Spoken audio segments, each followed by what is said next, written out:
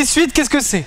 C'est une suite de chiffres, d'accord? Si je vous dis, voilà, vous avez des chiffres qui disent, bah, 1, 2, 3, 4, 5, 6, c'est ce qu'on appelle une suite. Ce sont des chiffres qui se suivent, d'accord? Mais il y a d'autres suites, par exemple, 2, 4, 6, vous avez pu l'identifier en disant que quoi? Elle ressemble à ça. Avec un premier terme U0. Alors, si on vous donne une suite comme ça, vous avez le droit de l'écrire comme ça. Et donc, automatiquement, U20 sera beaucoup plus rapide à calculer. Vous avez compris? Donc, si on vous donne une suite comme ça, vous avez le droit de dire, alors j'ai le droit de l'écrire comme ça. Et je peux calculer directement U20 en remplaçant N par quoi? Par 20. Ça va pour tout le monde? Donc, là, vous recopiez le tableau et vous marquez en énorme suite arithmétique. Et vous allez faire, en gros, hein, regardez ce que vous allez faire. Arithmétique. Et vous allez faire en deux, suite explicite. Donc l'écriture explicite. Suite récurrente. Donc en gros, vous allez dire, voilà, la suite explicite s'écrit comme ça.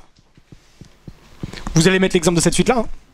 Et la suite récurrente s'écrit comme ça. D'accord? Donc je vous laisse déjà recopier. Vous me faites exactement la même chose. Vous marquez comme titre suite géométrique. Vous me faites un trait. Vous marquez écriture explicite, écriture récurrente. Ça va pour tout le monde?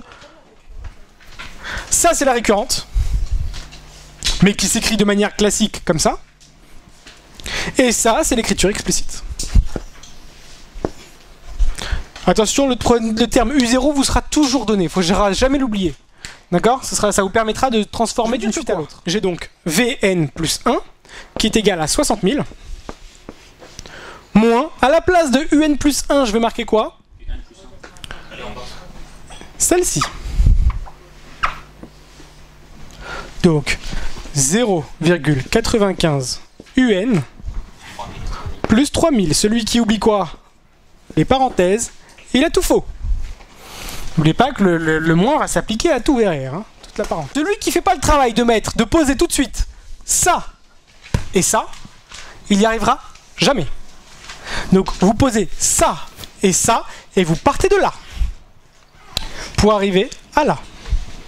D'accord? Vous allez avoir l'impression de tourner en rond, mais non, vous ne tournez pas en rond, vous arrivez à votre but très rapidement. D'accord? Donc je vous laisse déjà recopier ça. En plus, l'infini, ça tend vers 0. Quand vous prenez un chiffre, écoutez bien ce que je dis, c'est très important.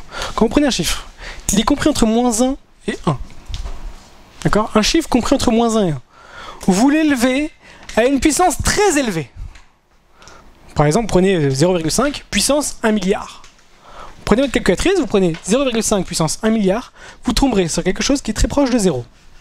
Quand un chiffre est compris entre -1 et 1, et qu'on l'élève à une puissance, ça fait 0. Ce qui fait qu'au final, ça tend vers 0. Donc la limite sera égale à 10 000 fois 6 moins 0. Donc ça fait quoi?